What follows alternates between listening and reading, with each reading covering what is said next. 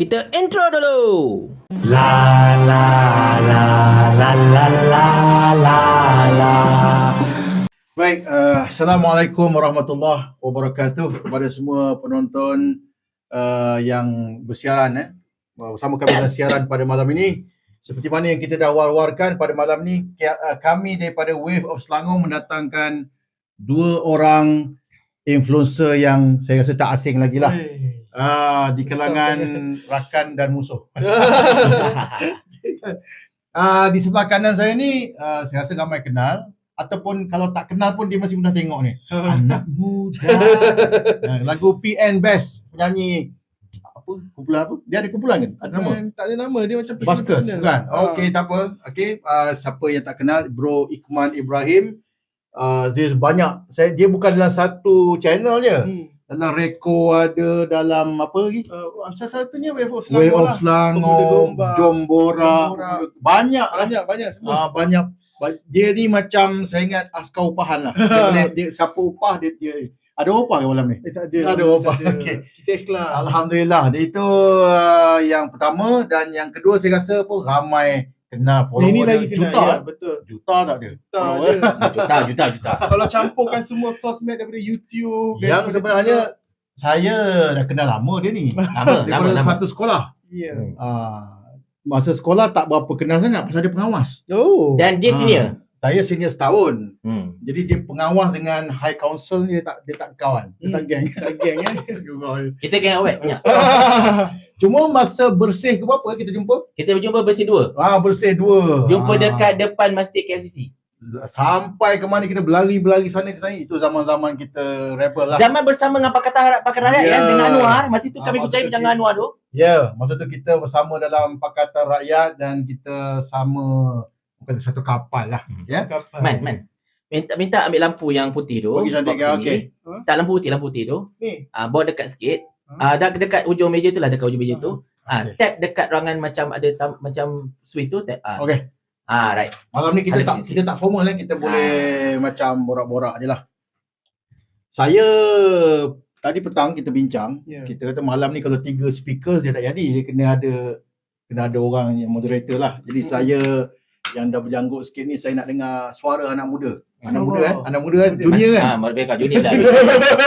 Okey, insyaAllah pada malam ni kita ada tajuk, tapi sebenarnya tajuk ni kita boleh pusing all around the world lah. Nak bincang apa pun boleh. Kenapa nak ubah Selangor? Kenapa kita nak ubah Selangor? Kenapa saya pilih tajuk ni? Kalau kita lihat dalam banyak kita panggil siri-siri live sekarang ni melalui TikTok ataupun Facebook dan sebagainya, saya memang selalu sebab saya mengkaji juga tentang trend-trend media sosial ni, kita akan dapati orang-orang yang suka komen ni. Ada kita tengok gambar kucing lah, gambar pinggan lah. Dia kita tahu lah fake account. Benda yang dia akan tanya kan, kenapa nak ubah Selangor? Kenapa nak ubah Selangor? Kenapa fokus je lah negeri Kelantan? Baikilah masalah air negeri Kelantan. Selangor dah okey. Itu antara benda-benda yang cuba nak dan bila kita tengok account tu sebenarnya dia tak ada video pun dalam dia punya. Dia private ke atau televisi langsung ke macam tu lah? Tak ada lah, tak tahu. Tapi kan sebelum tu nak tanya, Imran. Orang akan tanya tau, kita dah sembang pasal Selangor ni, apa kita punya credentials? Adakah kita anak jati Selangor? Sebelum jap. Tunjuk pasport. Iqman, ke IC. sila. Lahir dekat mana, besar kat mana? Saya lahir di Kuala Lumpur, HKL. Dulu panggil HBKL. Sekarang Betul. panggil HKL. Besar. Lepas tu saya bersekolah rendah di Seri Gombak. Si Gombak. Lepas tu- Si Gombak tu kat Kelantan Bukan. Okey. Bukan. Sekolah menengah di Seri Gombak. Sekolah menengah Seri Gombak. Okey. Sampailah sekarang saya masuk college pun, college masa di Selangor, tak keluar pun. Okey. Sampai sekarang bekerja pun semua dekat dalam Selangor. Isteri? Isteri orang Kemboja. Isteri je. International. Kau main bang. Taste international. Ustaz Imran. Baik. Saya sama juga lahir di HKL. Kalau ikut rumah saya dulu kan, AU1 Taman Keramat tu, dia sebenarnya dulu sempadan border. Atas line. Ya. Dekat betul tu atas line. Bila wujudnya MPAJ tahun 90, saya ingat 95 tu. 95. 95 tahun 95 bila wujud MPAJ, jadi kita punya sepadan ni bayar cukai kepada MPAJ Selangor. So kita anak Selangor lah. Memang anak Selangor. nak mengaku KL pun KL takkan mengaku saya ni warga KL. Jadi memang kita ni warga Selangor, dia rasa entah pun Selangor kan. Okey. Macam saya pula, saya lahir, saya menang dengan you all. Saya memang lahir dekat PJ. Saya lahir dekat Padang Jaya, dekat Hospital University. Sekarang ini PPUM. PPUM dekat PJ. Memang Selangor lah. Memang Selangor. Cuma IC 14 sebab daftar dekat Datuk Keramat. IC 14 daftar dekat Keramat. Sebab masa tu kita mana ada jabatan pendaftaran dekat SPREM. Semua pergi Datuk Keramat. So bila Datuk Keramat dah sasar letak 14, dalam masa tu dia dalam proses untuk meramaikan warga KL masa tu. Pada ketika itu sebab anak-anak yang memang daftar kat situ, dia akan kata 14 dan meramaikan warga KL lah. Duduk dekat, kiranya saya dengan tadi Ustaz Imran cakap, kami satu sekolah menang Taman Keramat. Menang Taman Keramat. Taman Keramat Selangor Kita punya lencana pun merah kuning tau, kau main. Lencana pun merah kuning. And then kemudian duduk dekat Taman Keramat, and then kemudian sekarang ini bermastautin di Gombak dan Banting. Dua. Selangor, duduk Selangor. So dan isi nombor 2 pun dah sasar orang Selangor. IC 10 lagi. So tidak timbul sebarang keraguan. Tidak ada keraguan yang kami ini kelayakan kami untuk berbicara tentang Selangor because we are born and bred in Selangor. Yes. Kita bimbang orang yang suka komen-komen tu dia orang luar. Tahu tak apa. Macam dekat FB saya tu tau. Ada seorang tu dia orang Sabah. Duduk dekat Sangwi 7 tahun. Lepas tu dia ngaku dia orang Selangor. Jangan cerita pasal Selangor. Ni negeri Selangor. Kau lahir kat mana? Sabah. Aku orang Selangor bang. Macam apa sekarang ni? Yang paling kelakar tu bila kita pernah buat satu video, kita temu ramai penduduk AU2 masalah air tau. Ni memang masalah air yang Syabas ada keluar surat, notis ada masalah air begini-begini, kita pun temu ramai penduduk. Bila kita publish video tu, dia mari komen, aku AU2 tak ada apa pun. Astagfirullah. Kita dah temu ramai penduduk ni, dia boleh kata aku duduk AU2 okey je, tak ada apa pun. Tanya dia tanya AU2 apa? AU2D. Dia rasa dia AU2 New York. AU2 ada 3 je bang. A2A, 2B, 2C. Kalau siapa kata AU2D tu kalau dah semua kawasan tu masalah air, semua lah terlibat. Tahu tak apa. Okey, jadi kita nak kalau boleh mereka yang genuine tolonglah komen yang murni-murni, dan mereka yang tak genuine suka hati awak lah nak komen apa, sebab kita bukan malaikat yang akan catat catat dosa pahala malaikat. Dia nak mencarut ke nak apa ke, itu anda sendiri bertanggungjawab atas apa yang anda tulis. Malam ni kita nak bincang tajuk kenapa nak ubah Selangor. Macam saya mulakan tadi. Secara naratifnya orang suka timbulkan kenapa nak ubah, kenapa perlu ubah. Selangor dah okey. Persoalan dia betul ke Selangor ni okey? Macam mana awak dulu ni? Saya rasa saya nak beri yang secara umum dulu.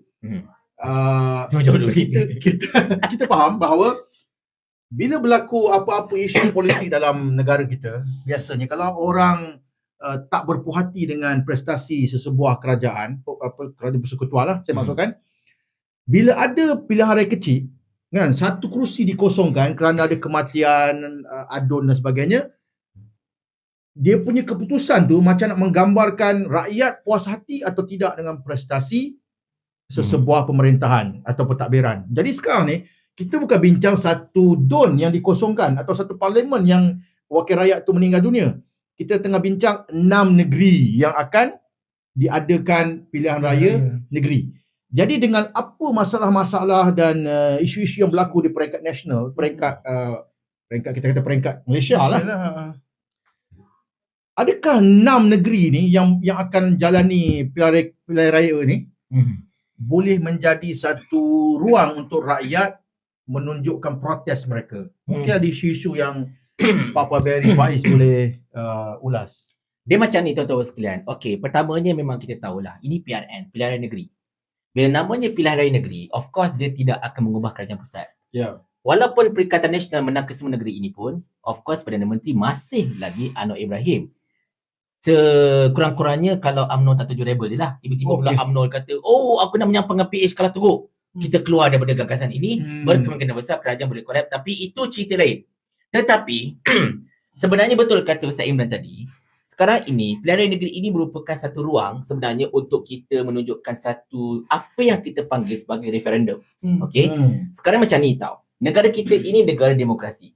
Tetapi macam mana yang kita lihat, suara rakyat seolah-olahnya macam tidak diberikan perhatian sangat pada ketika ini.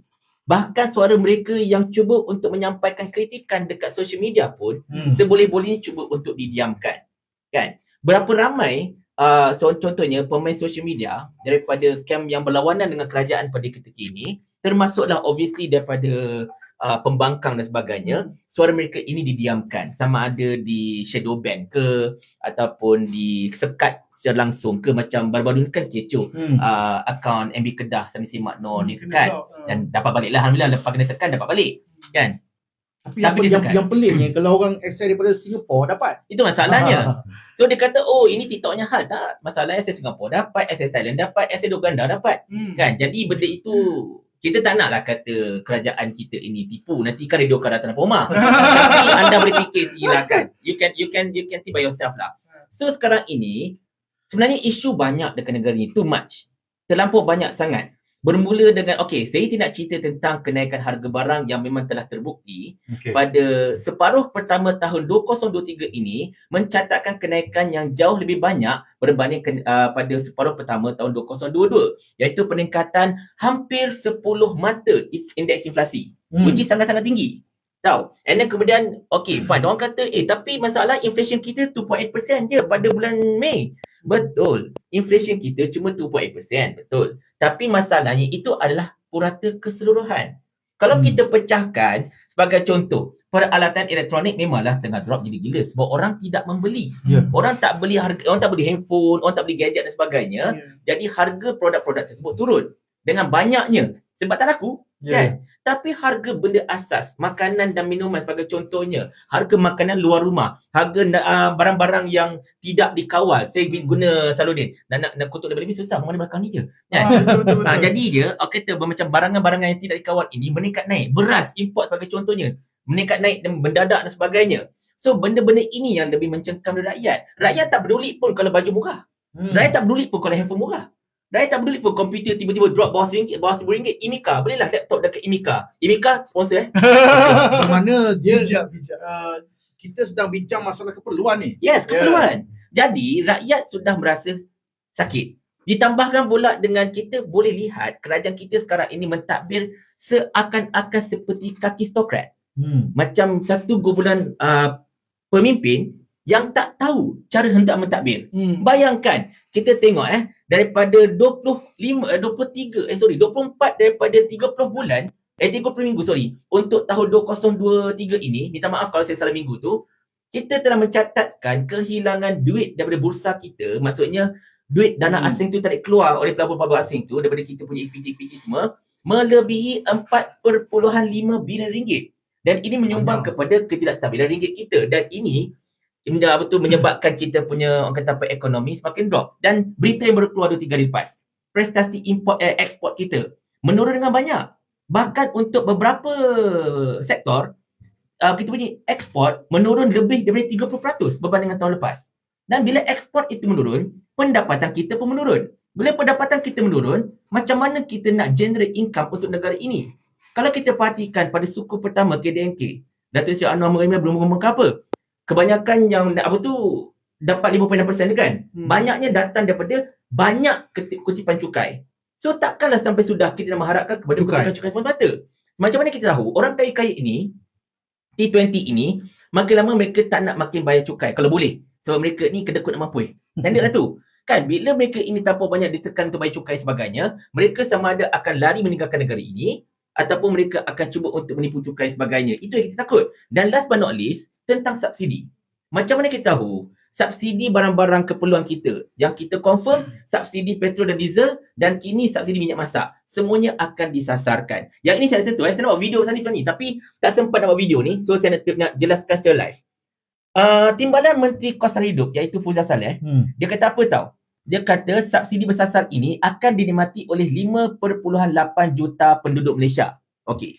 Kalau kita perhatikan jumlah B40 dan M40 dekat Malaysia ini adalah lebih kurang dalam 24 juta orang.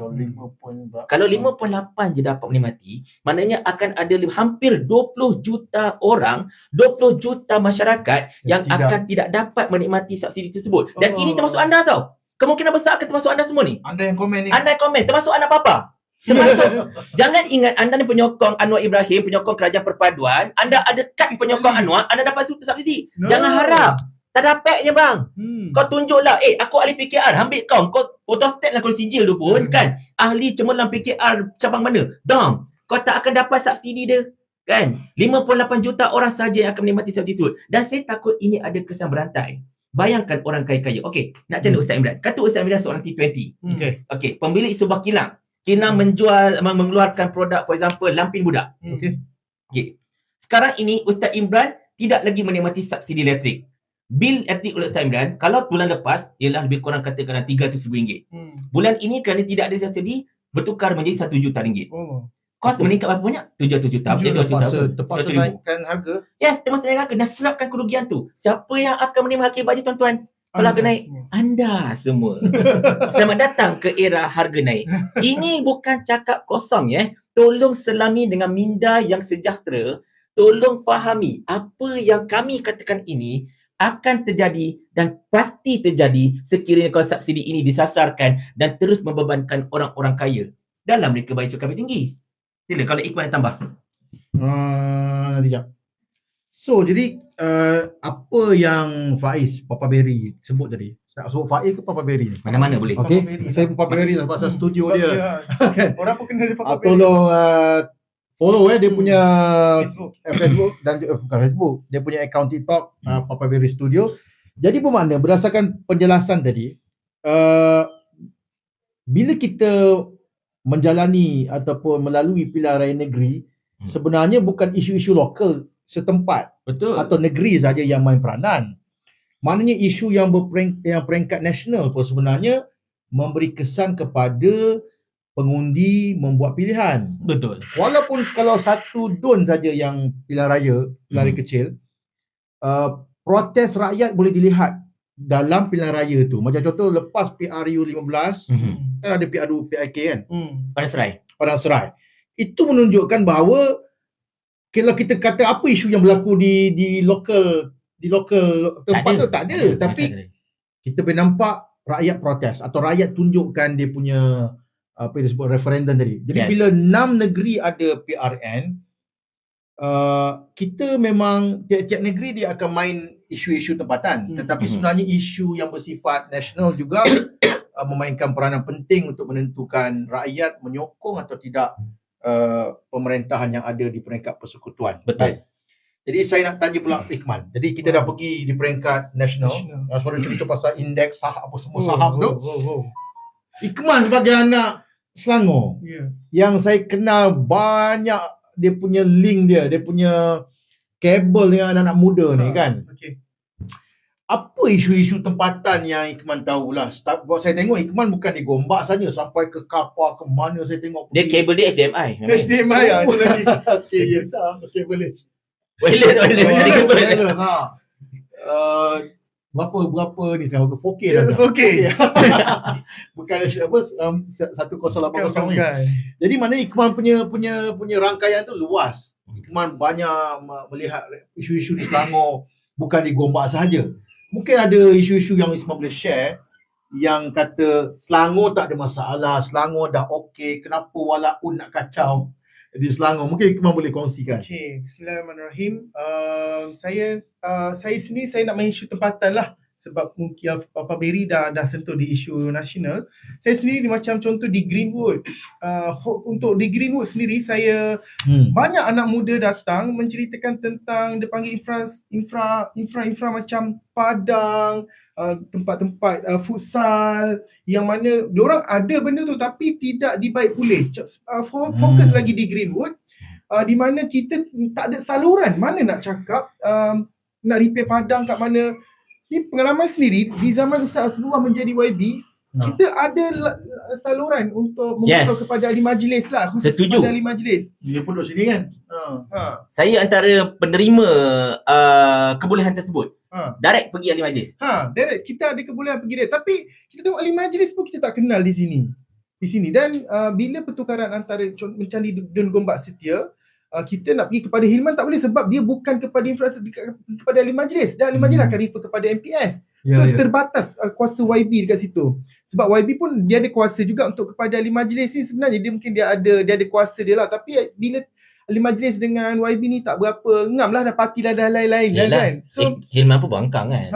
dia dah jadi pembangkang. So ahli majlis ni peminta, kita pun tak ada turun nak tunjuk apa benda, nak kenal anak muda, tak boleh. So Dewan dengan terbiarnya, Padang pun tercopan campingnya, lampu yang dulu Ustaz Sebullah buat pun dah tak boleh nak pakai. So ramai dari segi anak muda. Saya jadi mangsa kata kenapa tak boleh ni, mana peruntukan. Soalan Iqbal macam sebahagian daripada kerajaan negeri. Sebahagian daripada kerajaan negeri itulah. Okey, undi Iqbal. Yes, Dulu buat saja. So itu juga berlaku bila saya pusing di Sungai Tua, khususnya di Sungai Tua. Kalau kita tengok Padang, diorang pun memang nampak berlubang-lubang macam tak ada orang jaga. Tak ada maintenance. Kalau saya pergi lagi di sekitar KTM Batu Kes, saya sendiri ada buat video di sekitar KTM Batu Kes, terbiar apa semua. Macam siapa? Mana pemerintah di sini? Mana ahli majlis di sini? Jadi okey ke tak okey tu? Memang sangat tak okey lah. Jadi sebab itulah kita kata kita perlu ubah. Yes. Sebab tu kita kena ubah. Sebab kita pernah pegang Selangor dan pernah pegang khusus di Dun Gombak Setia. Kita tahu macam mana kita jumpa rakyat, memang directly jumpa, cerita masalah apa benda, isu anak muda, dia nak apa kita boleh. Dia nak JC kita bagi, nak bola kita boleh bagi masa tu. Mungkin pengalaman dengan ahli majlis dengan Ustaz Syarhan, macam mana masa tu pun kita boleh bagi tahu berapa yang apa benda yang anak muda nak directly, maknanya kita boleh sampai terus. Tapi bila dengan Pakatan Harapan sekarang ni, kita tak tahu siapa nak jumpa, macam lost, tak tahulah. Mungkin saya tak cari dia, tapi sepatutnya dia datang cari kita juga. Sepatutnya kalau kita tak, dia ada patutnya sebab saya ada pengalaman sebagai ahli majlis. Kita kena bina connection dengan penduduk supaya bila apa masalah, penduduk tahu nak cari kita. So ni mungkin kita fikir kita ni PAS, dia mungkin PH, tapi patutnya PH tu datanglah jumpa kita. Kita boleh tahu dia ni buat bina hubungan lah. Walaupun kau ni parti mana, kau parti mana, tetap perlu diteruskan lah. Itu dari segi isu nasional yang saya rasa kena letak kepada Perikatan Nasional pada Selangor, kemenangan PRN di Selangor kali ni. Sebab kita nampak tak begitu mesra rakyat lah sebenarnya. Perkataan yang sesuai mesra, tidak mesra. Sepanjang 5 tahun ke? Sepanjang 5 tahun lah rasanya. Rasa lebih. Lebih. Okey, sebelum saya nak balik kepada Ustaz Imran, saya baca chat-chat tu namanya kat TikTok saya lah kan. Dan saya nampak anak papa banyak komen kat sini. Sebab dia orang panas. Tajuk yang saya tulis adalah wajib kali Selangor. Sebab dia datang berkumpul kat sini. Kepanasan. Okey. Banyak mengatakan bahawa kenapa orang kata apa, padang rosak tukar kerajaan. Tuan-tuan, puan-puan sekalian, ini bukan soal padang rosak tukar kerajaan, bukan. Padang rosak itu cuma satu manifestasi. Okey, saya seorang pengamal perubatan, saya seorang perawat. Padang rosak ni ibarat satu simptom penyakit. Okey, sebenarnya penyakit tu ada banyak gila penyakit dalam badan dia, dan padang rosak itu ibarat satu simptom. Lampu rosak, satu simptom lain. Jalan raya yang macam haram, satu simptom lain. Perpalitan tak betul, satu simptom. Pipe sampai berapa kali kau report kan? Ya, betul. Baru nak PRN ini baru datang manajer besar datang tengok pipe tu. Dia jadi pesta bulanan. Tepat sebulan pecah. Cepat tu nak pecah. Budak-budak standby kat situ tunggu pecah mandi kan. So ini semua simptom. Apa penyakitnya? Penyakit ialah tidak kompetennya kerajaan negeri Selangor ini sebenarnya. Itu saja. So when we are talking about damaged fields sebagai contohnya, ataupun bursting pipes, ataupun kita talking about maybe uneven roads or something like that. So this is only the symptom of the illness. The main illness is the incompetency of your government. Kerajaan negeri Selangor itu sendiri. Semua speaking sebab apa ingat kita ni tak cerdik. Minta maaf. Okay? Minta maaf. So untuk menyelesaikan masalah ini, ibarat macam kita ada satu kencing manis, penyakit kencing manis. Apa simptom dia? Simptomnya kita ada gangren. Simptomnya kita ada masalah kaki busung, kita ada water retention. And then kemudian kita ada simptom badan kering, kencing yang memang tak lawas dan sebagainya. Kemudian kita ada masalah darah tinggi, kita ada masalah dengung telinga, kita ada masalah berkaitan dengan kulit kita akan melupas sebagainya. Berarti sini kita ada satu macam kita panggil dormant kat sini. And then kemudian kita apa lagi? Macam-macam. So, kalau setakat gangren tanpa plaster, tak jadi. Kalau setakat orang kata apa, orang itu ada masalah telinga dengung, kita titik ke obat telinga, tak jadi. Ubat darah tinggi, telan 3 biji katakan warfarin, tak jadi. Kita kena rawat kencing manis itu sendiri. We need to go to the source. And what is the source of the problem? Masalah ketidakkompetennya kerajaan negeri ini, dan kita kena tukarkan daripada kerajaan negeri yang lebih kompeten. Sebab kita dah merasa, tuan-tuan, kami bukan tak pernah jadi kerajaan dekat Selangor. Betul. Kami pernah menjadi kerajaan berlawanan dengan kepercayaan anak papa. Selangor ini, saya tambah sikit, Tamira. Saya tahu anda sebut benda ni, tapi saya tambah sikit. Berlawanan dengan apa yang anak papa percaya, Selangor ini tidak maju semata-mata di bawah Pakatan Harapan. Selangor ini wujud sejak sekian lama. Okey? Bahkan pada tahun 1932, Selangor ini dah benar Piala Malaysia pun. Masalahnya, nanti Titi tu pernah lahir belum? Aku tak lahir lagi masalahnya. Mak aku tak lahir dengan time tu. So, Selangor ini memang dah maju sekian lama di bawah pentadbiran dahulu. Even sebelum merdeka pun Selangor ini memang the center of attention. Sejak yang Ahloi dan juga apa nama yang Melayu tu lupa, Raja Syahbandar terbuka Kuala Lumpur, dia jumpa biji kat sini. So itulah di Selangor yang memang dah maju sekian lama. Okey? Dan kemudian bila datang kerajaan-kerajaan yang lebih tersusun selepas merdeka, Kerajaan Barisan Nasional. Ini Barisan Nasional lama, bukan Barisan Nasional Zahid ini Barisan Nasional lama, zaman Tunku Rahman, zaman Tun Razak, zaman Tun Sri On, zaman Mahathir. Okey?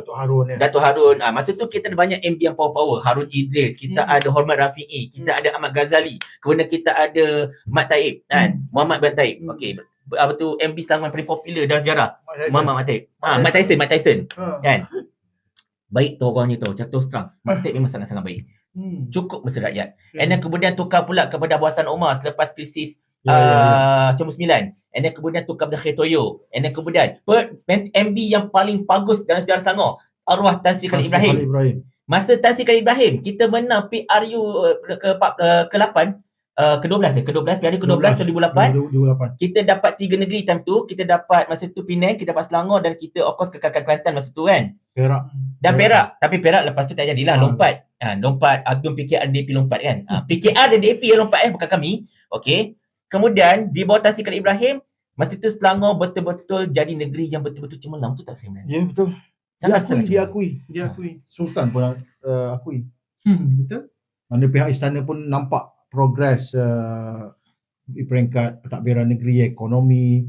Satu benda yang saya ingat zaman Tan Sri Khalid ni yang orang dah lupa, merakyatkan ekonomi Selangor. Yes. MBS. Betul, MBS. And then kemudian kita ada Germs. Yes. Dr. Halimah. Di masa Germs inilah Ikhwan dan juga Ustaz Imran, first time ever kita menyambut tahun baru kemerdekaan tanpa konsert. Ya, betul. Kita sambut dengan ceramah agama. Masa tu ya Allah sejuknya Selangor ni rasanya. Sangat-sangat nyaman. Tetapi bila zaman Azmi naik pun okey sebab dia banyak memperkenalkan lah, walaupun tidak sebagus Tan Sri Khalid, tetapi banyak yang diperkenalkan. Contohnya Smart Selangor, bas Smart Selangor. Yang free tu, bas yang free dalam satu Malaysia tu, itu bukan Amir punya, itu Azmi punya. Itu Azmi punya. And then kemudian yang dia dapat settlekan Langat 2 whatever tu, itu zaman Azmin. Walaupun harga lebih mahal, tapi still zaman Azmin. Basically-nya banyak pembaharuan dekat Selangor ini yang moden ini, zaman Tan Sri Khalid, zaman Azmin. Amiruddin cuma meneruskan dan boleh saya katakan, mungkin Ustaz Imran boleh share, dia regress berbanding dahulu. Ya. Betul. Kalau tanya orang pun macam orang tak nampak apa dia punya pencapaian. Betul. Mak cakap lah, kita tidak downgrade orang. Tapi we are speaking of the achievement lah. Achievement. Macam contoh Menti Besar Kedah, yang orang nampak macam tu kan. Apa bukan lolak apa? Hemoy juga pergi. Tapi dia punya pencapaian membawa masuk pelabuh tu orang perkatakan. Tapi MB Selangor yang ada ni saya tak tahu apa yang orang perkatakan tentang dia. Kalau ada mungkin tuan-tuan boleh share dalam komen, sama ada dalam TikTok Papa Berry Studio atau Wave Selangor, kongsikan supaya kita boleh. Sebab kita tak nak bias, kita kalau boleh. Kita nak cuba ambil pandangan lah. Kita nak berbincang, berbuat. Sebab tu saya ajak, jom borak, jom sembang. Okey, jadi kalau ada fakta-fakta yang boleh kongsikan, kita boleh tengok dan kita boleh keep in mind lah bahawa ada jasa-jasanya yang mungkin kita terlepas pandang. Ya, betul. Saya nak balik pada Ikmal balik. Tadi saya nak tanya pasal pipe pecah tu. Okey, sekarang saya nak tanya tentang ERL yang baru ni, Temu Ramah. Isu apa tu? Boleh cerita sikit? Ya Allah. Baru jadi kan? Baru jadi. Ni hangat. Hangat ni. Okey, ECRL. ECRL. Okey. Saya pergi jumpa penduduk dengan Sufi Kamari. Cerita dia okey. Saya tengok dia cerita memang dia dah jumpa orang ni. Semua saluran dia dah guna. Penduduk ni dah guna saluran untuk orang kata membantah lah. Dia minta untuk alihkan ECRL. Kalau kata tak payah alih rumah, alihkan landasan ECRL asalnya macam tu. Okey. Cerita yang kita nak naikkan ataupun kita nak menggembang-gembung adalah kesilapan yang saya nampak pada pihak Menteri Besar Selangor. Menteri Besar Selangor sikit pun tak nak pandang mereka untuk jumpa meja. Kalau kata Menteri Besar ni, kita ni, jumpalah penduduk, duduk. Ni saya nak ada satu berita tu dia cakap dekat wartawan masa tu dia ada program kat situ. Penduduk tu pun datang macam serbu dia lah. Dia bercakap lah, bila dia bercakap tu dia kata okey mungkin kita akan bagi rumah ataupun pampasan benda yang tak nampak. Dia cakap boleh mungkin. Lah. Mungkin. Benda masih bermain dengan mungkin. Saya rasa ada benda yang saya kena jelas kat sini kan. Biasa yang berlaku kes macam ni, orang kata alah kes rumah setinggan, ini memanglah duduk tanah kerajaan, mestilah kerajaan suruh pindah-pindah lah, apa yang degil sangat. Ini bukan isu rumah setinggan. Bukan. Rumah teres kan? Teres yang bank, hutang bank pun belum habis bayar. Orang lagi masih bayar hutang bank. Kena keluar, kena kosongkan tanah tu. Bayangkan untuk ni. dibuat ECRL. Contoh kedai ni. Ya. Macam Kawasan perumahan ni kan? Kawasan perumahan macam ni. Kita tak tahu pindah tu pampasannya macam mana. Tak tahu kan? Ya, betul. Jadi ke kerajaan ke Amiruddin tolong bayar ke hutang? Itu Kalau dia bayar pampasan dan pampasan tu boleh tebus hutang bank apa semua. Kita maknanya penduduk boleh lega adalah something daripada Menteri Besar at least. Walaupun menyusahkan tapi at least ada. Nampak ada. Mana kalau kita beli rumah tengah duduk tu kena pindah tak tahu apa. Nanda pula kita dah habis beribu-ribu untuk renovation. Betul. Dia sekarang ni yang paling kita nak pertahan ataupun perjuangkan, Menteri Besar tolong jumpalah, duduk semeja tu pun dah okey. Buat benda tu dulu. Yang lain tu mungkin ke belakang lah. Mana step seterusnya. Sekarang ni MD pun tak nak jumpa. Macam nampak.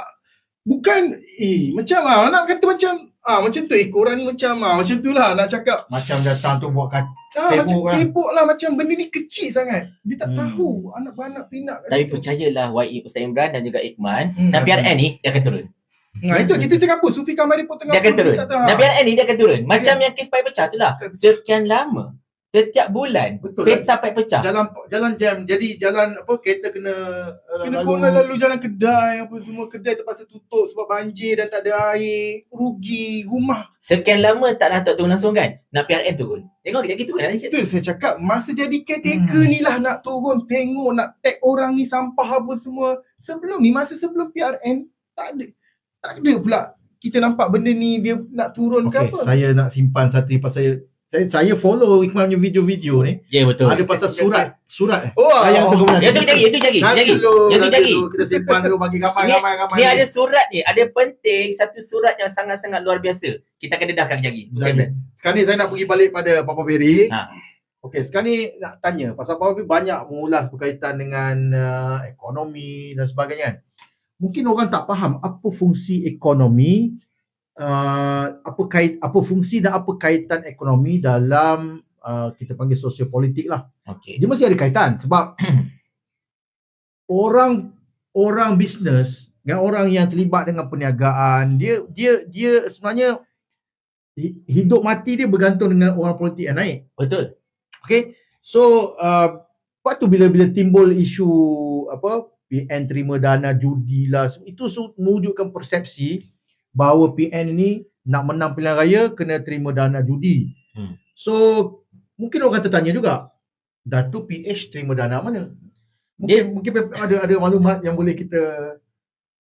Okey, soalan Ustaz Imran ni saya pecahkan berdua. Soalan pertama, pecahan pertama ialah berkaitan dengan dana tersebut.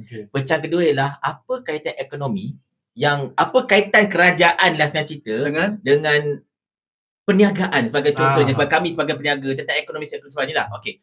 Yang pertama dia jawab pasal dana judi tu. Pertamanya tuan-tuan sekalian, dana judi ini kan Allah, aku nak gelak pun je juga masalahnya. The thing is tuan-tuan dan puan-puan sekalian, Azalina Osman Said, Datuk Seri dah jawab dekat parlimen dah. SPRM tak buka siasatan pun. Maknanya tak ada benda. Nothing masalahnya. Tapi itulah Datuk Seri Anwar Ibrahim ini Menteri Kewangan. Dia ada pegang segala dokumen sebagainya. Dedahkan je lah. Kan? Masalahnya bukan. Bila kita cakap macam tu, anak-anak papa kata, dia sebenarnya mana boleh dedahkan sebab ini melibatkan pembayaran cukai sebagainya. Kalau token judi bayar cukai dan kena kita gunakan, itu bukan dana judi bang. Astagfirullahaladzim.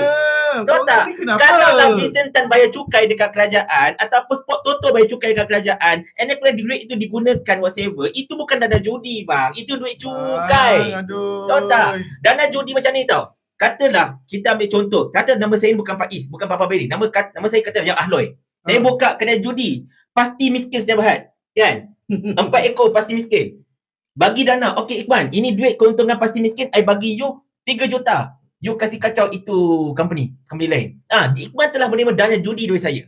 Tapi kalau saya bayar cukai, Vincent Tan bayar cukai, Berjaya Group bayar cukai, Sport Toto bayar cukai, Magnum bayar cukai, dan kemudian duit itu digunakan oleh kerajaan sebagai contohnya whatever kan. Itu bukan dana judi. Even sekarang ni, kalaulah itu hujah anak papa mengatakan bahawa, oh inilah dana judi gunakan APN. Kerajaan sekarang pun guna dana judi. Jadi mungkin sebab tu politik yang menimbulkan persepsi ni, dia masalah dia kat mana tau? Bila dia cakap macam tu, orang faham bukan macam Papa Billy kata tadi. Orang faham macam ni. Okey, Perikatan Nasional nak pilihan raya, berapa orang calon parlimen, kita token-token judi bagi wang sama you, you menang nanti, you pastikan kita punya bisnes tak kacau. Lagipun Ustaz Orang Imran, faham macam tu. Tahulah, tapi tolonglah Ustaz Imran, tolonglah semua. Tolong fikir logik lah. Saya ada buat satu video dulu tau. Kan? Okey, aku nak tanya Iqman lah. Contoh, aku nak tanya engkau lah sekarang ni kan. Okey. Katalah Iqman buka satu kedai. Okey. Sorry. Katalah Iqman ni merupakan, kita toke kedai lah. Iqman toke kedai. Dan Iqman tahu saya ini nak menjanamkan bisnes Iqman. Nak bagi Iqman tutup. Kau nak bagi duit kat aku ke? Takkanlah. Itulah masalahnya. Kalau saya Vincent Tan dan tahu kalau PAS PN memerintah, kedai-kedai judi bakal ditutup, Magnum bakal tutup, Sport Toto bakal tutup. Apa nak tolong? Gila kau apa duit yang kau masalahnya. Apa bongoknya aku masalah kiranya. Baik support yang akan pertahankan. Tahu tak apa. Dan kena ingat ketika Pakatan Harapan naik menang kerajaan, saham judi, saham arak naik. Ini bukan fitnah Ini memang ada. Saham Kasbek semua naik tau. Ini bukan fitnah. Jangan sama aku pula. Ada tercatat pada 6 November, pada 20 November tahun 2022. Kita PRU ni 19 bulan kan? 20 hari bulan, saham tu semua naik tau. Kau jangan main-main. So macam mana nak kata yang syarikat-syarikat judi ini nak bagi dana kepada PAS dan Perikatan Nasional? Terbukti. Kita menang dekat Kedah. Kita tutup semua kedai judi berlesen. Siapa yang terbakar bila Kedah jadi kita nampak kat situ lah, kita nampak sekarang ni kalau katakan orang support kita, toke judi tolong kita kan, tiba-tiba toke judi punya bisnes kena kacau, siapa yang marah? Sepatutnya kesian Pak Uban tu, salah. Maknanya siapa yang mempertahankan toke-toke judi? Mungkin dia nak demo tu. Mungkin dia yang terima. Kat buku sana nak demo tu. Mantap gila. Astagfirullahalazim, lagi betul orang tua tu masalahnya. Kita nak kata orang ni terima dana judi. Tapi masalahnya orang ni bila dia merintah, dia tutup premis judi. Dia tak keluarkan lesen lah untuk premis. Lesen untuk niaga daripada pusat. Jadi bermakna sekarang ni kalau ikut logik saya lah, kalau orang tolong saya, kemudian bisnes dia kena kacau, saya mengamuk. So seolah macam saya lah yang terima. Tahu tak apa? Macam ni, saya nak terangkan satu benda untuk semua, untuk panel kita, rakan-rakan saya sendiri dan juga pada anda semua. Okey. Perjalanan sebuah kedai judi. Okey. Lesen untuk menjalankan aktiviti perjudian adalah terletak 100% di bawah Kementerian Kewangan. Right. Okey. So, kalau yang cerita pasal yang Laman Perikatan Nasional Net Special Draw sampai 22 kali itu 100% daripada Kementerian Kewangan. Dan kita, PAS masa itu telah pun mengemukakan bantahan secara rasmi dalam Parlimen. Beberapa orang dah termasuk Ustaz Ahmad Fadli Syari telah berhujah membantah kenaikan Special Draw tersebut. Tetapi benda ini di bawah prerogatif Tengku Zafrul Tengku Aziz, Menteri Kewangan. Okey, itu satu. Sekarang Tengku Zafrul dalam kerajaan korang kan? Yang nombor duanya, lesen untuk beroperasi di sesebuah daerah atau kedai di daerah itu milik PBT. Alright. So macam mana kerajaan di Kedah sebagai contohnya berjaya menutup lesen tersebut? Nombor satunya, of course dia akan meminta PBT untuk tidak memperbaharui lesen untuk premis tersebut. Macam kedai ni ada lesen untuk beroperasi. Okey? Tetapi dalam masa yang sama juga kita terpaksa deal dengan Kementerian Kewangan untuk membatalkan atau menamatkan lesen untuk mereka menjalankan aktiviti judi dekat negeri tersebut. Maka inilah kerajaan Perikatan Nasional ketika itu, Kedah dan juga Tengku Zafrul telah bermuktamadkan perkara tersebut. That's why kita boleh hentikan benda itu pada tahun 2023. Kemudian Nek Anwar Ibrahim, dia tak kacau benda itu. Kredit pada Datuk Seri Anwar, dia tak kacau benda itu. Dia benarkan, dia biarkan saja. Dia tak revise balik. Dia boleh revise tapi tak revise. Okey, so itu kredit pada Datuk Seri Anwar lah. Sebagai Menteri Kewangan yang baru, dia benarkan benda itu berlaku. So Kedah tidak ada lagi operasi judi berlesen. Adapun judi yang tak berlesen, Ustaz Imran Ikhman, itu bukan lagi di bawah tanggungjawab Menteri Besar Kedah. Bukan tanggungjawab PBT Kedah. Bukan tanggungjawab kerajaan di Kedah. Itu dah berada bawah tanggungjawab pihak polis. Sebab dia tak berlesen, menyalahi undang-undang negara. So kalau kau nampak kedai-kedai yang menjalankan operasi yang tak berlesen tersebut, kau jangan cakap Sanusi kenapa tak pantas. Bukan kuasa dia. Kau biar report polis bang. Bermaksud kalaulah sekalipun mereka dikatakan Menteri Kewangan yang ada ni review balik keputusan tu, tapi di peringkat negeri tak nak keluarkan premis kebenaran untuk menjalankan perniagaan judi tu, tetap tak boleh buat. Kalau dia buat juga jadi haram lah. Maksudnya dia beroperasi secara haram lah. Dalam bentuk haram lagi. Haram lagi. Dia ada lesen daripada Menteri Kewangan, daripada MOF, tapi dia tak boleh beroperasi di negeri Kedah sepatutnya sebab Kedah tak nak keluarkan, dan polis pula sekarang pun mengikuti langkah di Kedah. Jadi sebab itu kita kata pentingnya kuasa politik. Bila kita ada kemahuan, kita ada kita panggil apa? Kita ada political will. Di mana ada jalan di situ ada highway. Panggil kita ni kalau memang betul nak melaksanakan amar ma'ruf nahi munkar, jalan dia mesti melalui kuasa politik. Betul. Itu paling efektif. Kita boleh nasihat orang, jangan berjudi, jangan minum arak, jangan itu, jangan ini. Tapi sebenarnya dengan kuasa mengundi, dia lebih efektif. Dia boleh beri kesan, dia ada impact yang lebih.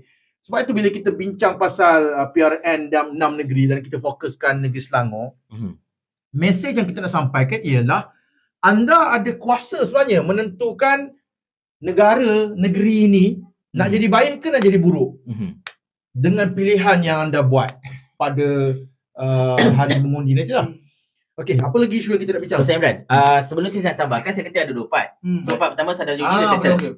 Ini part kedua, berkenaan ekonomi. Okey, pertamanya saya sebagai seorang ahli perniagaan, saya sangat bergantung harap kepada kuasa beli rakyat untuk memastikan kedai saya laku. Kalaulah saya jual barang saya yang terbaik di dunia sekalipun, tapi kalau rakyat tidak ada kuasa membeli, tak guna. Okey, kuasa beli rakyat pula sangat bergantung kepada nilai ringgit kita di pasaran. Dan yang keduanya, kita punya perjalanan ekonomi secara makronya bergantung rapat dengan dasar dan juga visi ekonomi kita. Okey. Kenapa zaman Mahathir dahulu? Kita cerita zaman Mahathir. Kenapa zaman Mahathir kita punya ringgit kuat, and then kemudian kita kuasa beli pun okey dan sebagainya. Bukan disebabkan oleh inflation whatsoever. Zaman itu pun tak ada inflation. Ada. Dan masa itu inflation ini ada tinggi pada ketika zamannya. Betul tak? Sekarang ini of course lagi tinggi, tapi pada zaman itu dah cukup tinggi dah. Bagi kita pada itulah. Alright. Dan kita pernah melalui masalah kegotan ekonomi akibat daripada serangan spekulator mata wang, iaitu George Soros terhadap rantau Asia Tenggara. Menyebabkan kita punya ekonomi drop gila, tetapi dapat recover tak sampai 2 tahun. 98 98, yes. Masa itu Ustaz Imran berusia dah berusia 19 tahun dan saya baru 18 tahun. Masih muda, masih remaja. Tengah belajar lagi kan? Masih tengah belajar. Saya ke UAE time tu. Alright. Jadinya, apa yang menyelamatkan ekonomi negara kita ini dan apa yang membolehkan negara kita ini ada benda-benda kita ada sekarang ini ialah dasar ekonomi yang mantap daripada Tun Dr. Mahathir Mohamad. Seperti mana yang kalau anda masih ingat ketika town hall Datuk Seri Anwar Ibrahim dengan pelajar-pelajar USIM, pelajar tu tanya, what is your vision Datuk Seri? Because Datuk Seri Tun Dr. Mahathir dia ada vision dasar pandang ke timur.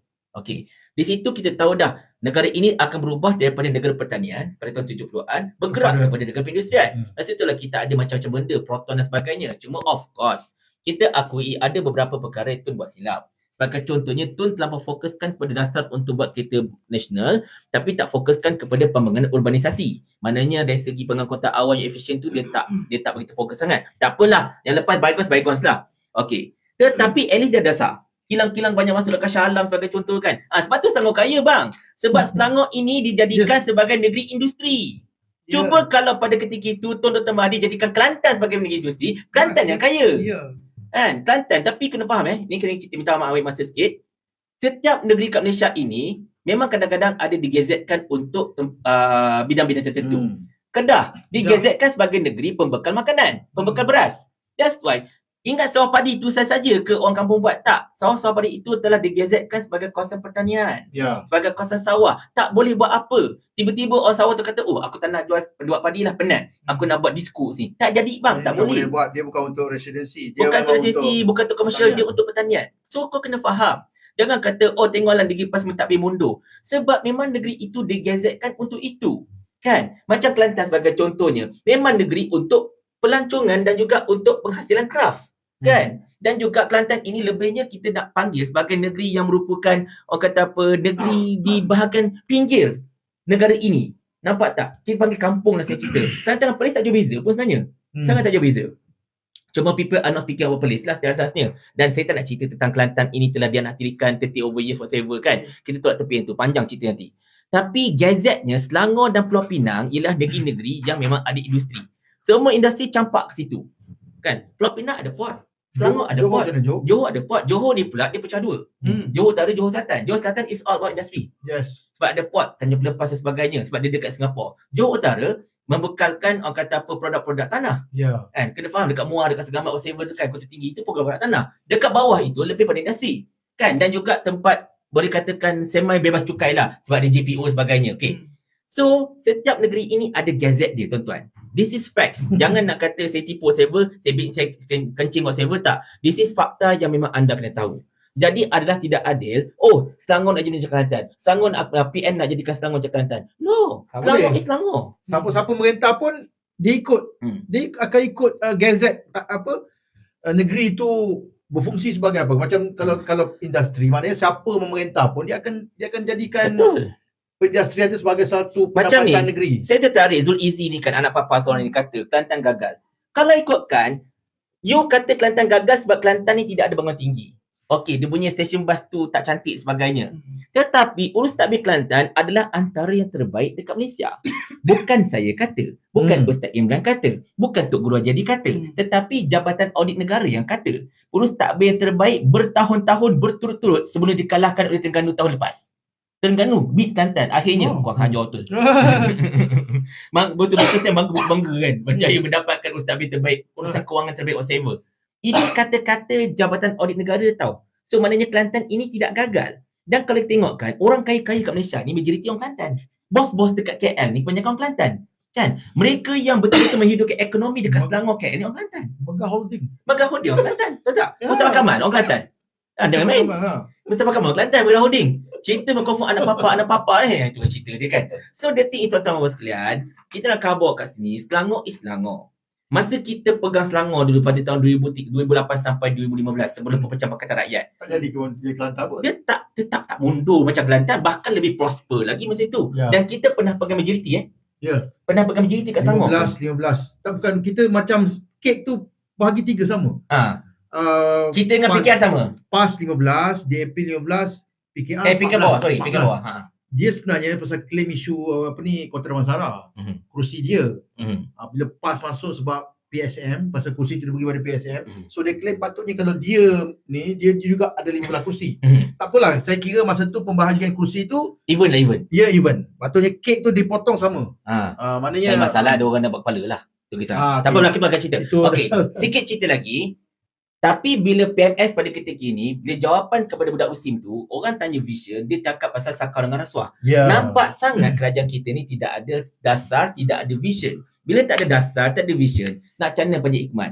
Katalah saya ini membuka sebuah shopping complex. Ikhman sebagai seorang peniaga. Tapi Ikhman tengok saya tak tahu nak buat apa dengan shopping complex tersebut. Dengan tak teraturnya, saya tak nampak envisionnya, saya tak tahu demografi penduduk macam mana. Nak datang mesti kedai kat situ lah. Takkan merugikan. Ini yang terjadi kat negara kita sekarang. Bodoh kalau masuk. Tahu tak? Habis duit kat situ lah. Itu yang terjadi kat negara kita sekarang. Dan bila vision dan juga dasar itu tak ada, ekonomi kita tak rancak. Ditambah pula tadi saya sebut apa? Ekspor kita menurun. Pendapatan negara kita menurun. Kita punya kos hidup semakin tinggi. Harga barang semakin naik. Rakyat makin kurang mendapat kuasa membeli. Bila rakyat kuasa membeli, kurang kuasa membeli, confirm lah kedai-kedai yang tidak begitu core macam kedai saya ini akan terjejas. Kalau saya boleh tambah sikit lah, ni maklumat yang saya baru dapat tadi lah. Daripada kontraktor yang banyak ambil, kita panggil job dengan kerajaan, menyelenggara lah. Okay, saya tak sebut negeri mana, tapi boleh faham macam ni. dia kalau lampu-lampu jalan apa semua dia ada maintenance. Dan kerajaan kena lantik kontraktor untuk maintain lah, jaga jalan longkang whatever semua ni. Masalah sekarang ni sejak daripada awal tahun perbandaran tak berani nak hire kontraktor untuk maintenance. Tahu sebab apa? Peruntukan tak turun. Duit tak ada Tak tahu duit tak ada atau ada ke tak ada, tapi masalahnya seolah macam digambarkan, kontraktor menggambarkan kepada saya tak mahu sebutlah, kontraktor digambarkan bahawa orang yang ada di MOF tu macam tak reti buat kerja. Dia tak masuk pejabat, dia tak betul tak masuk pejabat. dia tidak, maknanya contoh di BKL sepatutnya mendapat peruntukan sekian baru dia boleh hire kontraktor ni. Dia buka tender untuk tender ni dia buka tender ni untuk maintenance sekian. Pasal dia tak berani untuk hire sebab duit tak turun. Takkan nak suruh buat kerja lepas tu duit tak ada lagi kita hutang dulu. Mana boleh. So kontraktor ni terjejaskan ni. Bukan masalah dia ni parti apa sebab di BKL dia bukan, contohnya dia bukan kira kau parti apa, siapa yang ada merit untuk dapat tender tu, so dia dapat dah. Masalahnya sekarang ni tak kira parti apa pun, tak kira kontraktor siapa pun, masalah peruntukan tak turun. Saya tak tahu adakah ini langkah penjimatan ataupun memang tak reti mentadbir. Bukan apa Ustaz Imran, masalahnya Menteri Kewangan kita suka ikut Perdana Menteri kita jalan-jalan. Dia tak jabat, dia ikut PM. Itulah. Sebab itu banyak saya dengar sekarang ni isunya ialah pegawai-pegawai dalam kementerian dia tak boleh nak buat keputusan bila orang atas tak arahkan keputusan, tak ada. Macam kita kan, kalau kita duduk dalam MOF, kalau peruntukan untuk diberi kepada kementerian wilayah sebagai contoh kan, sepatutnya keluar banyak ni, tapi tak ada keputusan untuk wang itu diperuntukkan atau diserahkan pada tarikh sekian-sekian. Takkan kita berani nak buat kerja? Tak, kita berani, kita tak boleh luluskan. Mesti ada kelulusan daripada pihak atas. Betul. Tu saya fikir tu, dia punya pegawai yang banyak latihan-latihan tu bagaimana? Kata Nurizah jadi dia punya penasihat, lepas tu resign dah. Dia dah resign. Lepas tu dia masuk ke bahagian satu lagi tu. Apa jadi sekarang tu, lepas daripada tu dilantik sebagai apa? Salah satu dalam ni juga, penasihat juga lah, penasihat ekonomi kan. Jadi mereka ni buat apa? Rafizi buat apa? Masalah macam ni yang kita, persoalan yang orang tanya. Sebab tu bila dia mengkritik Tengku Zafrul tentang kejatuhan ringgit, sedaplah sebagai pembangkang. Dia cuma ringgit jatuh. Ni Tengku Zafrul ni. Tapi sebab kau tak gerti jaga negeri ini. Sekarang ni orang bagi awak kerja kat situ. Awak ada di posisi tu. Bukan tanggungjawab kerajaan. Kalau macam tu saya pun nak jadi menteri. Sedap dapat tangan macam tu. Dapat gaji RM10,000. Kalau macam tu saya pun nak jadi menteri. Duduk wartawan tanya, itu bukan tanggungjawab kerajaan. Itu you kena tanya bank negara. Ini antara cara dia jawab sekarang. Itu you kena tanya bank negara. Bila wartawan tanya, itu you kena tanya bank negara. Bank negara macam tu. Bank negara. Itu pun saya dah buktikan silap sebenarnya Ustaz Imran. Dia kata OPR naik adalah wewenang Bank Negara. Saya telah membuktikan dengan Akta 701, Akta Bank Negara yang menunjukkan bahawa menteri memang ada kuasa untuk menentukan dasar bank, termasuklah dasar untuk menaikkan kadar polisi OPR, overnight policy rate semalaman. Kan? Kadar polisi semalaman tu dia ada kuasa. Akta 701 Bank Negara. Ini jelas Akta Bank Negara tau. Benda bukan kecil. Tapi sebelum saya nak bagi pada Ikhman, masalahnya menteri ni dia tahu akta tu. Sebab tu bila dia jadi menteri, dia mesti tahu ataupun mesti ada dia panggil pegawai takbir yang boleh bantu dia. Kan, bagi tahu kerja you sebagai menteri begini-begini, dia terangkan operasi kementerian ni macam ni. Saya takut dia tak nak dengar cakap orang. Itu masalah dia. Kemungkinan. Bukan tak nak orang beritahu, ada orang beritahu. Saya yakin pegawai-pegawai kerajaan ini ada yang cuba untuk beritahu, bantu, of course.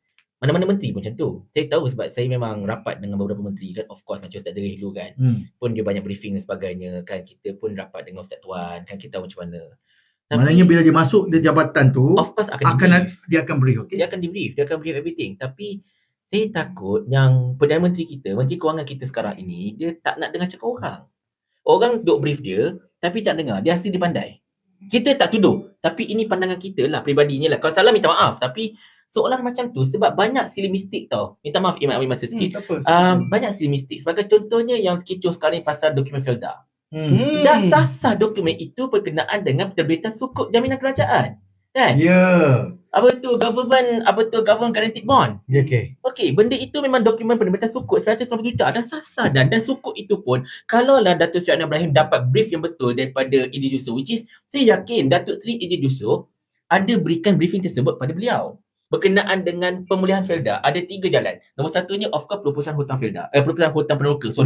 Dan yang keduanya ialah penerbitan sukuk-sukuk tersebut. 2 tujuan. Yang pertamanya untuk bayar hutang Felda dekat M-Bank dan Maybank. Banyak hutang diorang ni. Dan juga keduanya ialah untuk beli FGV. And then grant tahunan kerajaan 990 million. 990 juta. Ada 3 benda. Okey. Di mana terbitan bond itu berjumlah 9.9 bilion ringgit akan diterbitkan berperingkat selama 10 tahun. Maknanya setahun 990 juta. Setahun 990 juta itulah grant dia. Kerajaan akan bagi 990 juta. Maknanya setiap tahun Menteri Kewangan kena sign that kind of terbitan. Sebab dia bukan boleh sign 99.9 bilion tak. Dia kena sign. Okey 990 sign. 990 sign. Unless kalau dia nak ubah benda itu, dia akan buat pembincangan bersebut dengan Felda whatever, melibatkan MOF dan benda itu mungkin akan kena bentang dekat parlimen. Okey, yang tu lain cerita. So yang it is sebenarnya this is the very orang kata apa straightforward document tau. Bukan satu rahsia pun. A very straightforward document. Tetapi Datuk Seri Anwar kata okey ini adalah dokumen pelupusan hutang peneroka Felda, which is not the case. Pelupusan hutang peneroka Felda bukti je senang. Kau mintalah penyata daripada para peneroka. Dah sah berapa banyak peneroka tuju. Kita ada.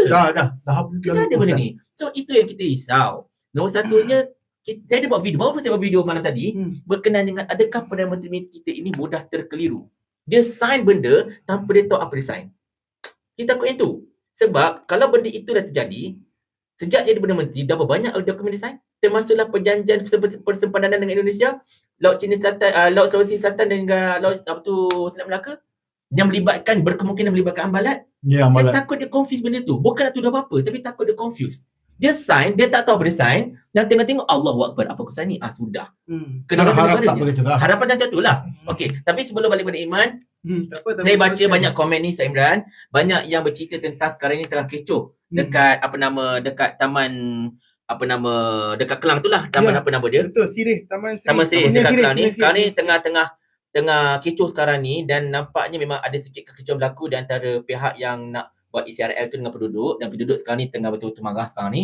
So kita meminta kepada rakan-rakan kita yang berada dekat Taman Sirih tersebut, kalau ada yang menonton video ini, which is saya tahu tak ramai tonton video ini, tapi dah tenaga pada kat situ dengan Sufi sekarang ni. Dan kita harapkan tuan-tuan untuk mengekalkan tahap kesabaran. InsyaAllah kita masih lagi ada ruang untuk berbincang. Masih waras. Dan kita tak nak benda ini escalate sehingga menyebabkan berlaku kekecauan. Dan kemudian akan ada pihak-pihak tertentu mengambil kesempatan yang kemudiannya mungkin akan menyebabkan kita terpaksa melihat PRN ini ditangguhkan apa-apa. Nauzubillah, kita tak tahu. So minta tolong bertenang, kawal diri dan cuba selesaikan dengan cara baik. Dan kita minta sangat Amiruddin Syari sebagai caretaker Menteri Besar Selangor turun padang. Tengok apa jadi. Dan kita harapkan juga, okey, Amiruddin satu hal, kita mintakan Menteri Kerja Raya. Tolong turun padang. Kita minta juga timbalan Menteri Pembangunan Destinasi Wilayah. Turun padang. Jangan kau fikir nak buat mata kau je, turun padang. Betul. Buat mata kau aja. So ini yang kita masukkan, isu ada. Tapi orang kata Selangor okey. Kenapa nak ubah Selangor? Selangor okey. So tujuan kita berbual pada malam ni, bersembang, kita nak cuba minta anda buka mata. Sebab kami dah buka mata dah. Sebab kami tidak berada dalam denial syndrome tau. Saya beri contoh. Kami empat mata lagi. Kita semua pecah mata. Kita tak nak hidup dalam denial tau. Bila ada satu isu, tak ada. Macam contoh kes sampah di Ulangan tu. Bila Sufi Kamari buat video kata ada sampah tak diangkat. Koyak dia orang sih. Ya, dan dia Menteri Besar sepatutnya dia tak boleh jawab macam tu. Style troll ni itu bukan level Menteri Besar. Bukan. Kau nak koyak kenapa, meh? Ya Allah, sepatutnya dia kata je lah terima kasih atas aduan dan saya akan ambil tindakan segera atau saya akan mengarahkan pihak yang silakan siasat.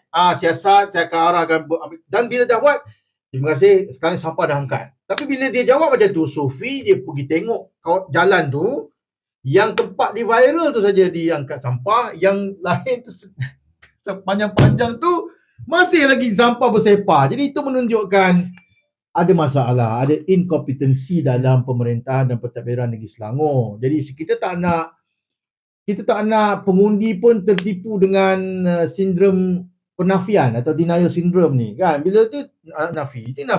Apa salahnya bila rakyat buat aduan, cuba tengok siasat, kalau betul fix the problem and you layaklah jadi sebagai pentadbiran negeri Selangor. Ketua pentadbir negeri Selangor ni. Masih lagi layak. So kita bersaing dalam pilihan raya. Kalau rakyat rasa you masih layak, dia akan undi you.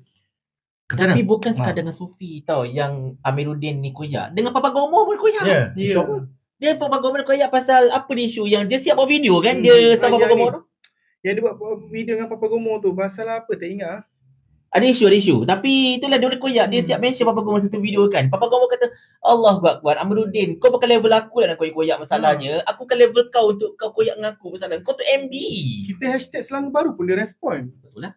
Kita buat hashtag Selangor Baru pun dia respon. Sepatutnya orang politik yang dah lama pengalaman dia tak macam tu lah. Sebab saya rasa level-level kita yang peringkat pernah jadi orang biasa-biasa dalam tadbiran negeri lah kan, pernah dalam ahli majlis, yang remaja dia panggil apa? PEBT so kita pun tahu macam nak respon kepada penduduk, kita tak boleh emotional. Orang kecam ke apa ke, kita kena cara jawab pun mesti pro.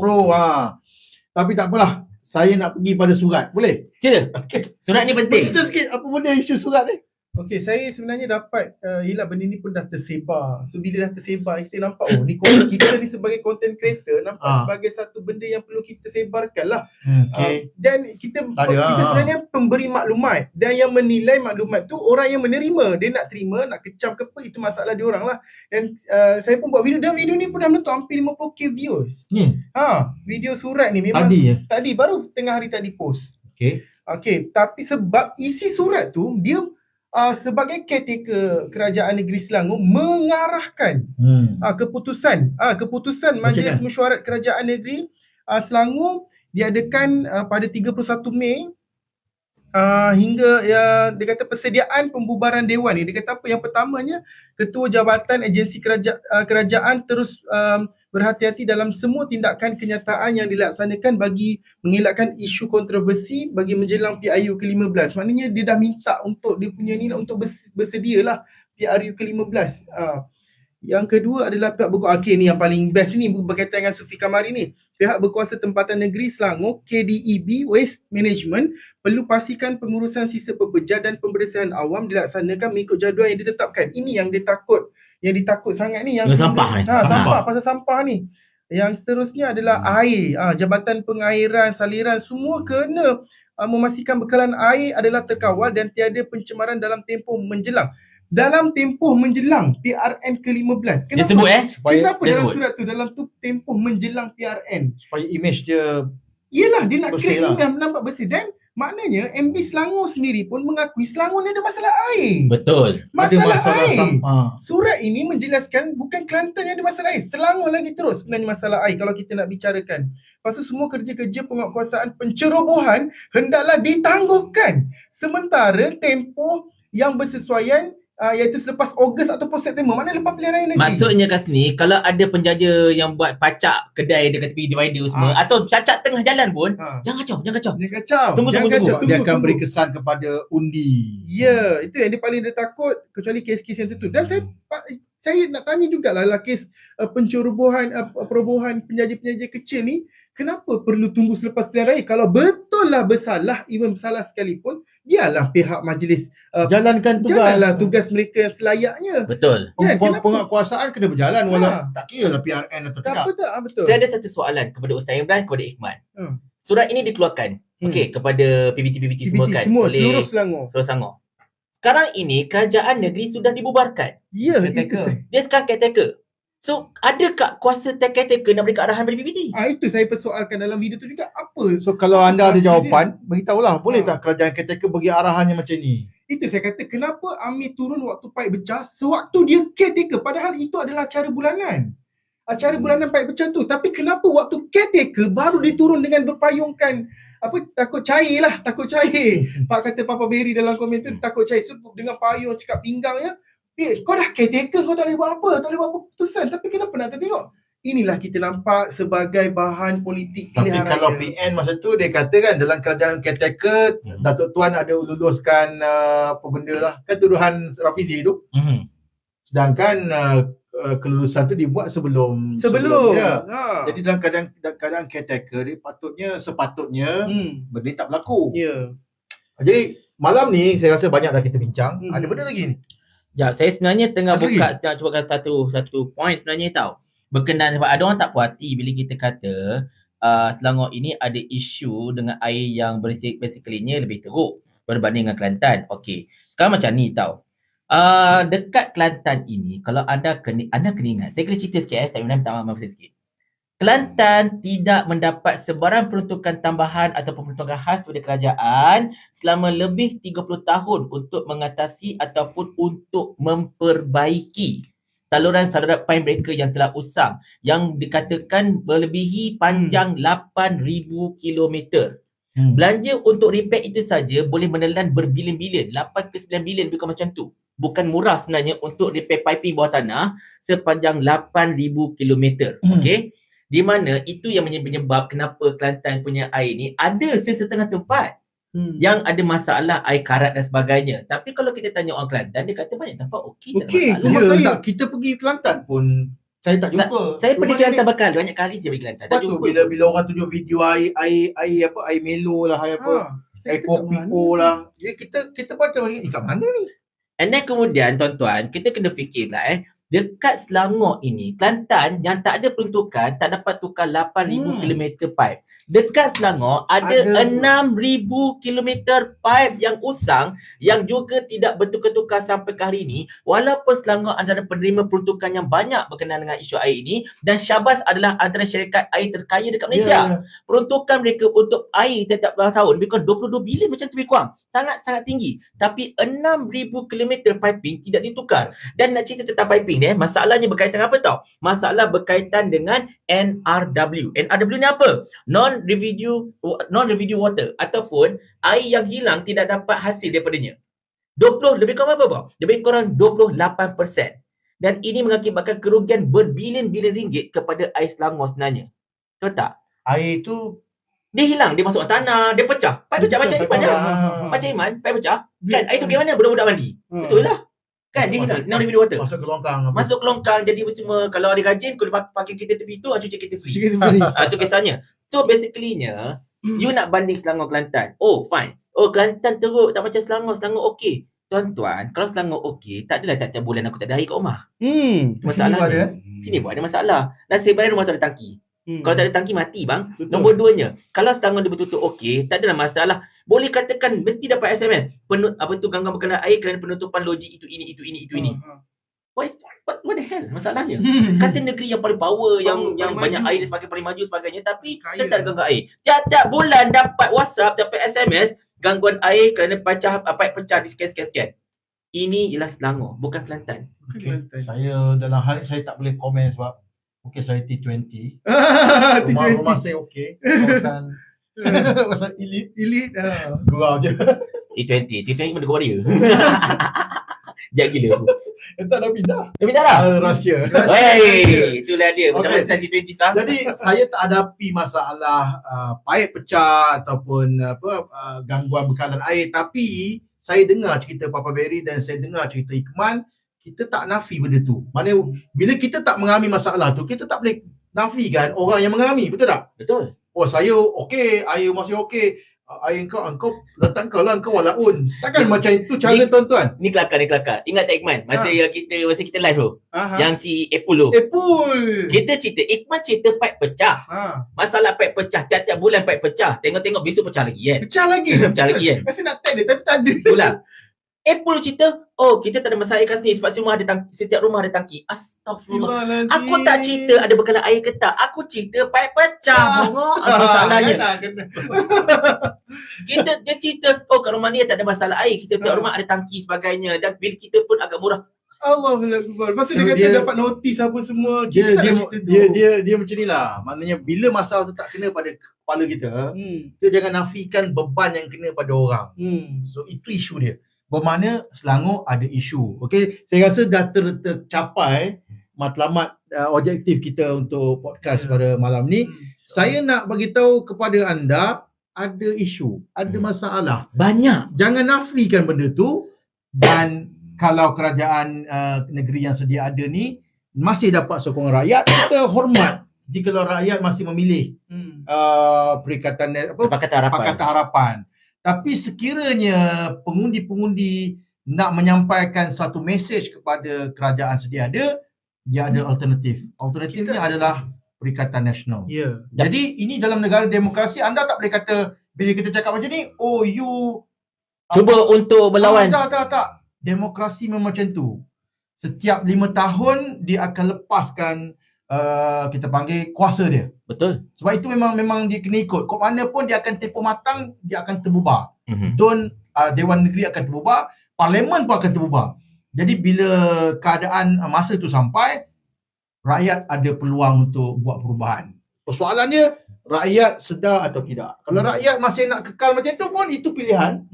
Tak ada apa-apa. Kita tak akan mempertikaikan pilihan rakyat whatever. Tapi kan, ada satu benda, Ustaz Imran, yang saya kena sentuh jugalah, iaitu berkenaan dengan isu yang tengah hot pada ketika ini, iaitu berkenaan dengan Menteri Besar Kedah, Sanusi Makno, yang telah didakwa dekat mahkamah di bawah atas Sultan 1948 atas tuduhan memperlekehkan, bukan nak kita menghina, memperlekehkan institusi Diraja Selangor.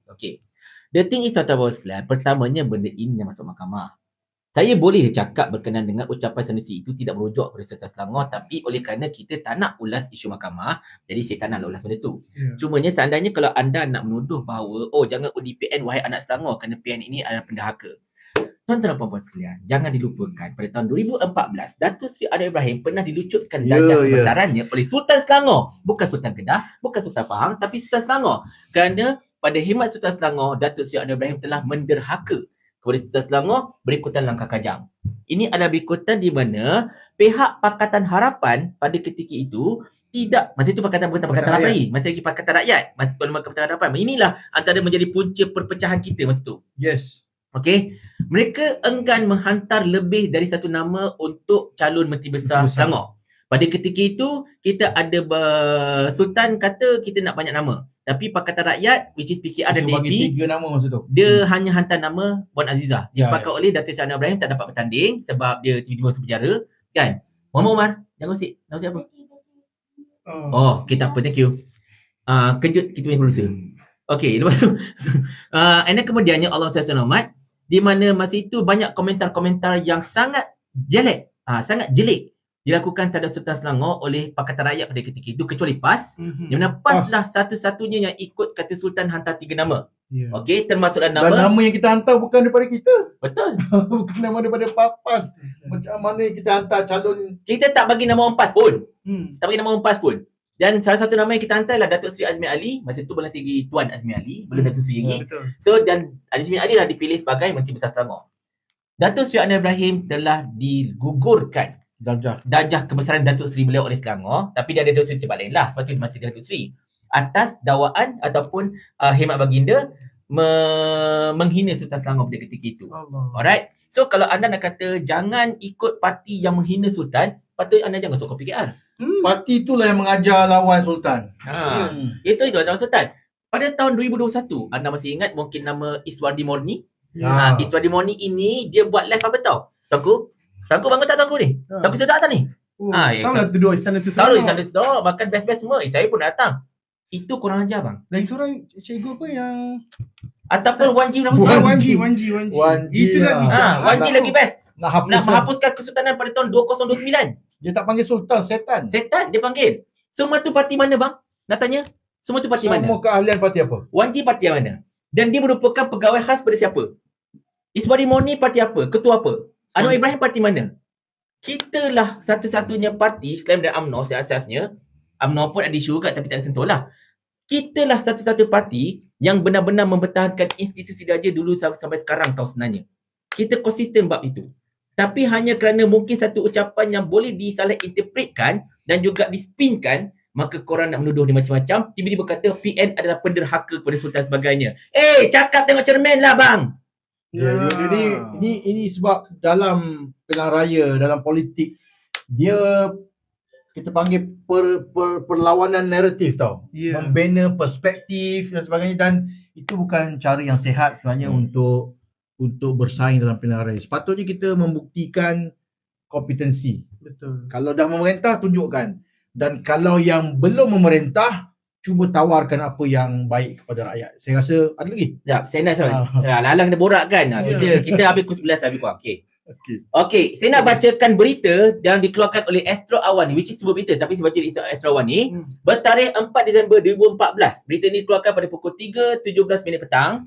Di mana tajuk berita inilah Selangor tarik balik gelaran Datuk Seri Anwar Ibrahim. Saya bacakan sebab ada orang mempertikaikan Datuk Seri Anwar Ibrahim tak hina Sultan lah, kau jangan buat cerita. Ada ucapan yang tu. Ini berita mana? Ini Astro Awan ni Bukan Harakah Astro Awan ni.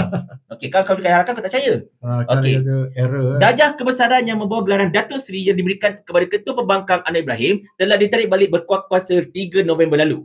Dalam satu kenyataan, pihak istana berkata, darjah kebesaran itu ditarik balik berasaskan kepada tindakan dan perlakuan beliau sejak akhir tahun 2013, bermaksud sejak hujung 2013, yang mempersoalkan kewibawaan dan kuasa Duli Yang Maha Mulia Sultan Selangor dan institusi raja dalam menyelesaikan kemelut pelantikan Menteri Besar Selangor. Duli Yang Maha Mulia Sultan Selangor, Sultan yang sama sekarang ini, tak beza Sultan yang sama sekarang ini, Sultan Syarafuddin, telah berunding dengan Dewan Diraja Selangor telah memutuskan bahawa darjah kebesaran Datuk Seri yang digunakan kepada Yang Berhormat Datuk Seri Anwar Ibrahim adalah ditarik balik berkuat kuasa 3 November 2014 selaras dengan kuasa baginda sebagai sumber bagi segala penghormatan dan kebesaran dan negeri Selangor serta kuasa untuk menurunkan darjah kebesaran seperti mana yang diperuntukkan di bawah Undang-Undang Tubuh Kerajaan di Selangor 1959, kata Setiausaha Sultan Selangor Datuk Muhammad Munir Bani dalam satu kenyataan. Di mana darjah ini untuk rekod dianugerahkan kepada Datuk Seri Anwar Ibrahim oleh ayahanda, almarhum ayahanda kepada Sultan Selangor sekarang iaitu Sultan Salahuddin, digunakan pada tahun 1992. Jadi kalau ada orang kata yang Datuk Seri Anwar Ibrahim tidak pernah menghina raja, anda tersilap. Mungkin anda baru lahir, mungkin anda tengah pakai pampers masa itu. Saya cadangkan anda buka Google, type gelaran Anwar ditarik balik, itulah berita pertama yang keluar. So don't play with me. I'm talking facts over here. Yes. Jangan pecah. Ada peminat belakang. Okey. Nak berhenti pukul 11 Saya kena bagi ruang masa juga. Ikmal ada 10 minit. Kalau Ikmal boleh isi. Oh tak, saya tak sampai 10 minit macam Papa Berry tu lah. Papa Berry ada banyak. Dia kena simpan tu. Kena simpan. Kalau boleh dibawa lagi dalam tempoh. Weh banyak. Kalau aku cerita 3 jam. 3 jam betul. Cuma saya nak cerita balik kepada tajuk tadi, mungkin akhir kata. Kenapa nak ubah Selangor? Kenapa kita nak kena ubah Selangor bagi kita di Selangor ni, sebab kita dah tepu dah sejak daripada 2008 tak silap. Sejak dari 2008 cuba tengok sekeliling kita, tempat kita, jalan kita, apakah yang kita dapat rasa. Nikmat-nikmat yang maknanya kita panggil jalan ke, infrastruktur ke, dewan-dewan yang mana kita tak nampak sesuatu apa-apa perubahan yang dilakukan. Okey, satu lagi, kita tak rasa macam air percuma, ada tawas, kita sempat dah yang kalau baby lahir dapat ni, orang kahwin tawas. Dapat ni, mati dapat ni, maknanya daripada baby sampai orang meninggal semua dapat.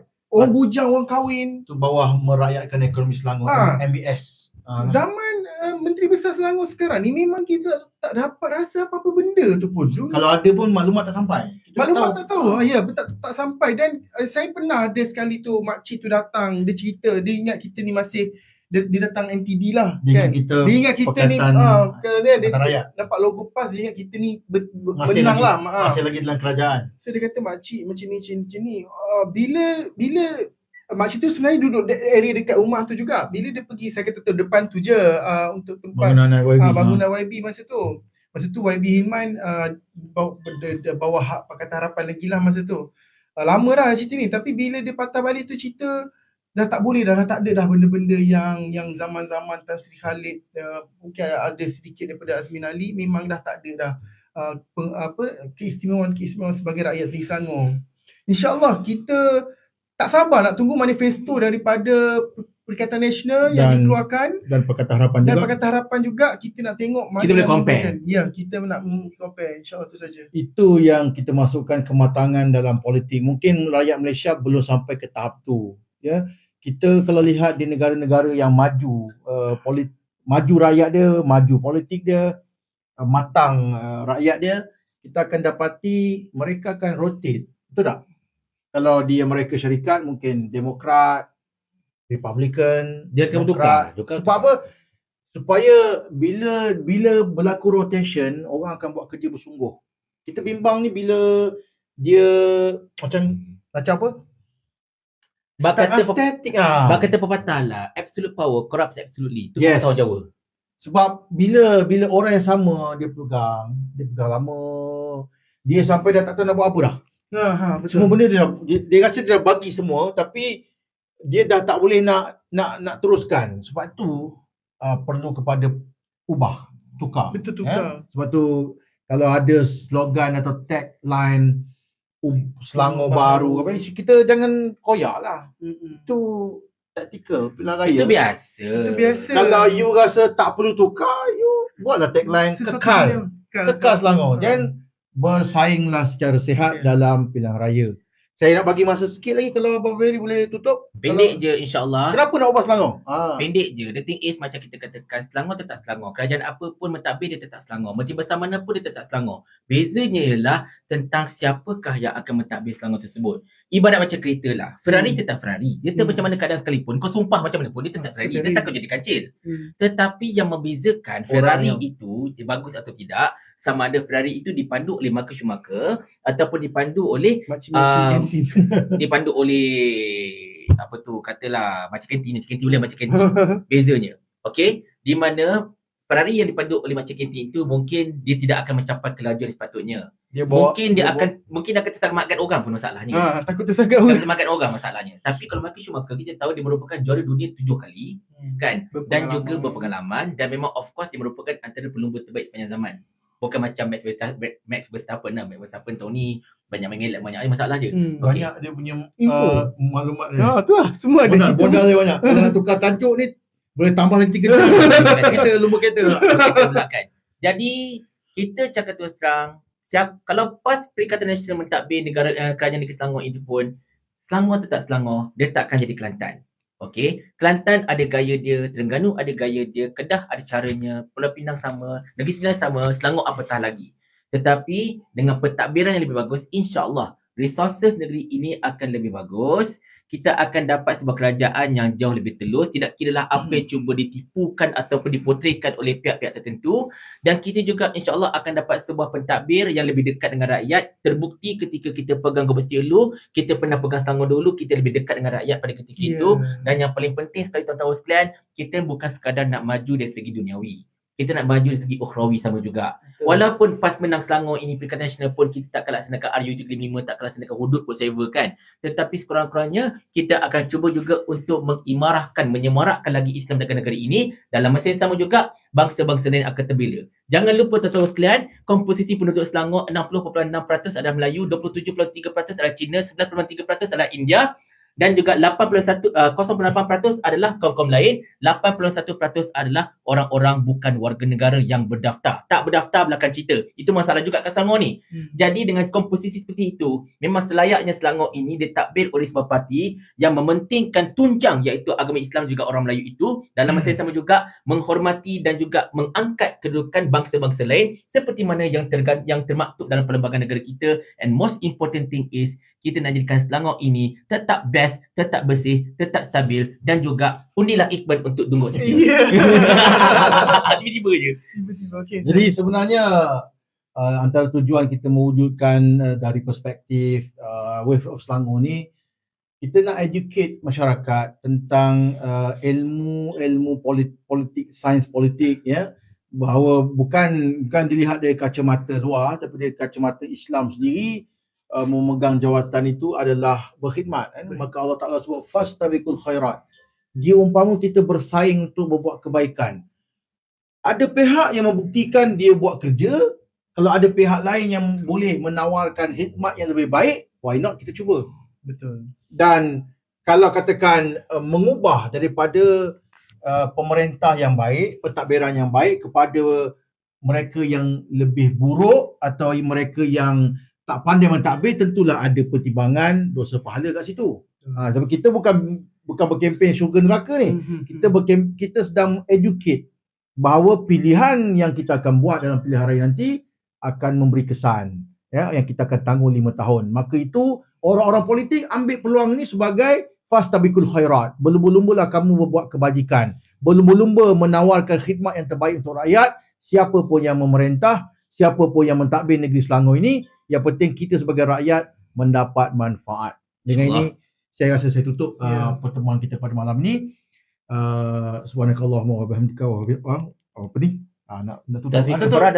Subhanakallahumma wa bihamdika asyhadu an la ilaha illa anta astaghfiruka wa atubu ilaik. Assalamualaikum warahmatullahi wabarakatuh. Kita kali Selangor baru change for Selangor. Lepas ni jumpa anda di Sungai Sirih. Sekarang ni. Jom. Pergi. Boleh je. Okey, jom.